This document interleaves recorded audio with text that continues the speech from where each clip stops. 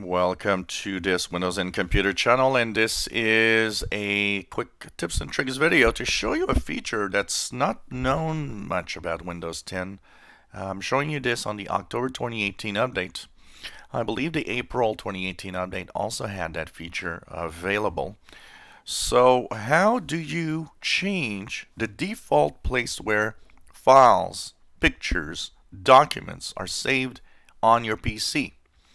Well, you can do this in Windows 10. So maybe you have an external hard drive, maybe you have a network drive.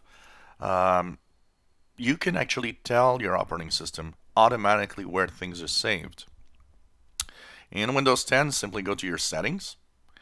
Once you're here, go into System. On the left side, you've got something called Storage. You'll click there. And you will now go down to Change where new content is saved. Here you will see the different options of apps and documents, music, photos, videos, movies, and so on, where all of this is saved on your computer or tablet. If you have, of course, and it needs to be plugged in and active, you'll be able to say, for example, new apps can be saved on the drive C or my backup drive, for example, that I have here, which is E, or documents or so on. So anything that you do will be stored in a different place. So you got some new documents that you're saving. Well, instead of saving to this PC, you can say I want to save it automatically to backup. Now, of course, you'll have to click the apply button for this to have the change done.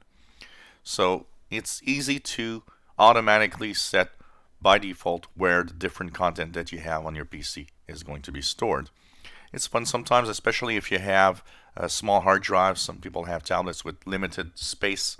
Well, if you have a USB thumb drive or an external hard drive plugged in, you can actually change all of that so that it's saved on another medium so that you can actually save space on your PC and have things saved on other platforms or other devices. So it's easy as that, and you can change that. You have here the possibility, of course, to change the apps. Not all apps, by the way, will be saved on that external device or that other device or other drive, but most of them will.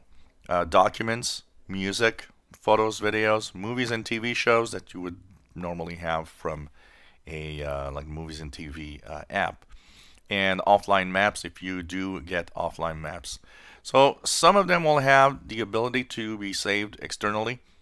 Some of them will not. It depends how you do stuff, and it depends what you are actually downloading or using.